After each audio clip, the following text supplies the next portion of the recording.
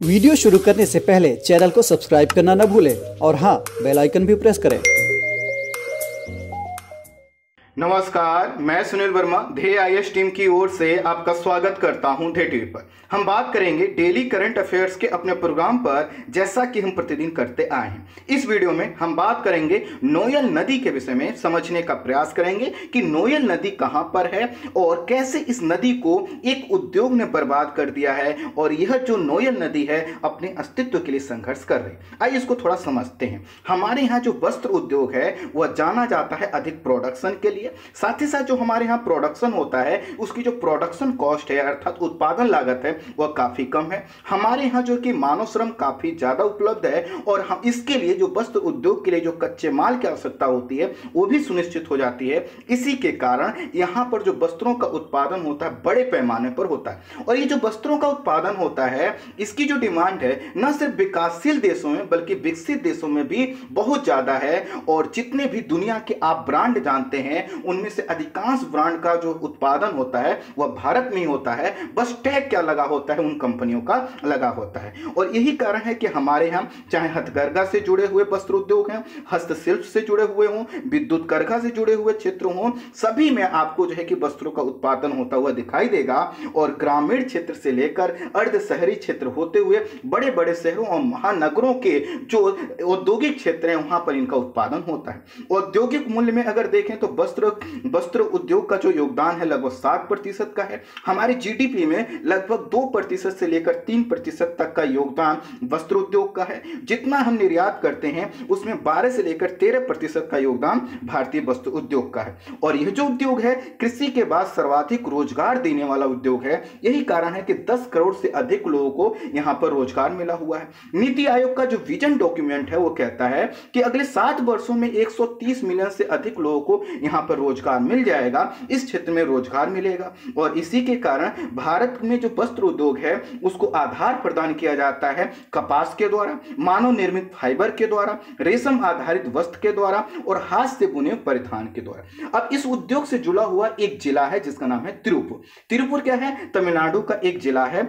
और इस जिले की जो खासियत है वो यह है कि इसको बोला जाता है वस्त्रों का शहर, बुने हुए वस्त्रों की राजधानी के नाम से इसको संबोधित किया जाता है। यहां पर बड़े पैमाने पर वस्त्रों का उत्पादन होता है और यहां पर लगभग 10 लाख से अधिक लोगों को रोजगार मिला हुआ है। होजरी के वस्त्र, बुने हुए वस्त्र, आरामदायक कपड़े, खेल के वस्त्र अर्थात जितने भी चीजें आप देख सकते हैं कपड़े से जुड़े हुए हर चीज आपको यहां पर मिलती हुई दिखाई देगी। और यह जो जिला है यह तमिलनाडु का सबसे बड़ा और तेजी से बढ़ने वाला नगर है। यहाँ पर 3000 से अधिक सिलाई की इकाइयां, 450 से अधिक जो कि बुनाई की इकाइयां, सैकड़ों रंगाई की इकाइयां और वस्त्र उद्योग से जुड़े हुए हजारों यूनिट्स आपको चलते हुए दिखाई देंगे। और यहाँ पर न सिर्फ जो है कि निम्न लागत वाले वस्त्रों का उत्पादन होता है बल्कि दुनिया भर के जितने भी वैश्विक आप ब्रांड देखते हैं उनका यहाँ पर उत्पादन होता है। ये जो कंपनियां हैं यहाँ पर क्यों उत्पादन करवाती हैं, इनके कई फायदे हैं। जैसे कि अगर इन वस्त्रों से जो भी तैयार करते समय जो प्रदूषण होता है से विकसित देश बच जाते हैं। साथ ही साथ यहां उत्पादन लागत कम होती है। वस्त्रों के उत्पादन के लिए जिससे जो नदियों का प्रदूषण होता है, जो वायु प्रदूषण होता है उससे बच जाते हैं। और प्रदूषण से जुड़े हुए जितने भी कानून हैं विकसित देशों में काफी कड़े हैं, जिसके वजह से विकसित देश ये प्रयास करते हैं कि यहीं पर प्रोडक्शन हो और ऐसा होता भी है। और यही कारण है कि संयुक्त राज्य अमेरिका और यूरोप के अधिकांश ब्रांड आपको यहां पर दिखाई देंगे बनते हुए। अब ये जो तिरुपुर जिला है यही किनारे स्थित है, नोयाल नदी के किनारे स्थित है। और यह जो जिला है यह देश के सूती वस्त्रों का लगभग 90% और बुने हुए कपड़ों का लगभग आधे से अधिक का निर्यात अकेले करता है। अर्थात हर जगह से यहां पर लाके कपड़ों को तैयार किया जाता है, निर्यात किया जाता है। लेकिन यह जो जिला है हमेशा ऐसा नहीं रहा है। 1970 से पहले यह जो जिला था कृषि अर्थव्यवस्था पर आधारित था और जिला के 70% भाग पर जो है कि कपास का उत्पादन होता था। इसके अलावा चावल, गन्ना, मक्का आदि का भी उत्पादन होता था। लेकिन वर्तमान में क्या होता है, केवल नारियल का उत्पादन होता है। नारियल का क्यों उत्पादन होता है? क्योंकि ये जो नदी है यही क्या करती थी, इस जिले को जल की आपूर्ति करती थी जिसको प्रदूषित कर दिया गया। अब ये जो नोयाल नदी है इसकी उत्पत्ति होती है पश्चिमी घाट के पर्वतीय क्षेत्र से और यह कावेरी की सहायक है और इसकी जो कुल लंबाई है 180 किलोमीटर की है। और यह क्या जो नदी है इसको जीवन रेखा बोला जाता है तिरुपुर की। लेकिन जीवन रेखा ही क्या कर रही है, अपने अस्तित्व के के लिए संघर्ष कर रही है। इसके किनारे दो शहर स्थित हैं, किसके? नोयाल नदी के, कोयम्बटूर और तिरुपुर, और दोनों उद्योगों को आप जानते हैं वस्त्र उद्योग के लिए जाने जाते हैं। इसे पवित्र नदी माना जाता है क्योंकि 20 लाख से अधिक लोगों की जल की आपूर्ति करती है, लेकिन अब इस नदी में पवित्रता बची हुई नहीं है। भारत का जो वस्त्र उद्योग का केंद्र यहां पर हुआ है, उसने यहां के जो नदी का इकोसिस्टम है उसको पूरी तरह से डैमेज कर दिया है। यहां का जो भूमि है, वहां की जो पानी है, सबको प्रदूषित कर दिया है। नदी अब जो है कि बदबूदार नाले में कन्वर्ट हो चुकी है और केमिकल की वजह से रंगीन और झागदार यह दिखाई देती। यहां पर जो प्रदूषण का प्रारंभ हुआ इस उद्योग के साथ ही प्रारंभ हुआ, अर्थात इस नदी में प्रदूषण 1970 के दशक से प्रारंभ हुआ, जब यहां पर कपड़ा उद्योग का विस्तार होने लगा। यहां पर डाई, ब्लीचिंग, सफाई, रंगाई, एम्ब्रॉयडरी, बहुत से अधिक कार्यों के लिए बहुत बड़ी मात्रा में केमिकल का प्रयोग किया जाता है। इसके अलावा इस उद्योग से जो केमिकल निकलता है वो तो है ही है, लेकिन घरेलू और औद्योगिक जो कचरा है उसका भी अपशिष्ट प्रबंधन का यहाँ पर अभाव देखा जा रहा है, और इसी के कारण यह कहा जा रहा है कि जो नदी है बिल्कुल समाप्त हो चुकी है। वर्ष 2020 की एक रिपोर्ट बताती है कि लेड, जिंक जो है कि तांबे, अन्य भारी धातुओं की बहुत अधिक मात्रा है, और इतनी अधिक मात्रा है कि अगर व्यक्ति इसको पिएगा तो स्वाभाविक है वह कुछ दिनों का मेहमान होगा। यहाँ पर जो नदियों में जैव विविधता है वो लगभग समाप्त हो चुकी है। ये जो पानी है कृषि के कार्य में भी प्रयोग होता है। यही नदी जो कि भूमिगत जल का जो ग्राउंड वाटर है उसका भी सोर्स है, मवेशियों का जो है कि जल का सोर्स है, और सब पर क्या कर रहा है, जो निगेटिव इंपैक्ट क्रिएट कर रहा है। प्रदूषण इतना ज्यादा हो चुका है कि मछलियां बिल्कुल समाप्त हो चुकी हैं। मछलियों के साथ साथ जो पूरा जैव विविधता नदी में पाई जाती है वो बिल्कुल समाप्त हो चुकी है। और जहां पर आप देखेंगे तो जलकुंभी जो एक पौधा होता है उसका विस्तार, और जलकुंभी क्या माना जाता है? प्रदूषण का एक जो है कि फैक्टर माना जाता है, अर्थात तो जो प्रदूषण है उसका इंडिकेटर है, और उसका हर जगह आपको विस्तार देखने को मिलेगा। वर्ष 2011 में कर्नाटक के हाई कोर्ट ने ऐसे उद्योगों के लिए गाइडलाइन तय की, लेकिन बहुत कुछ उससे हो नहीं पाया।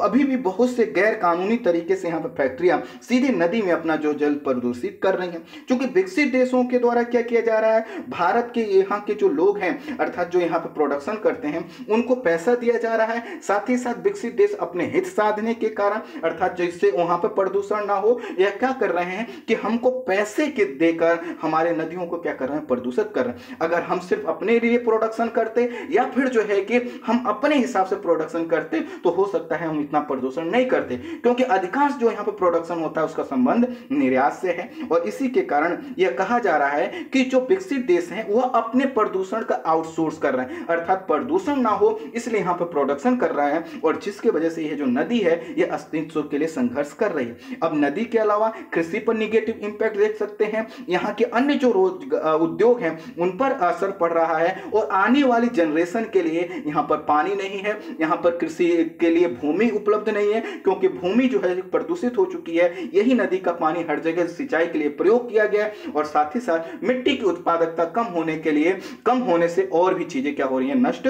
हो रही हैं।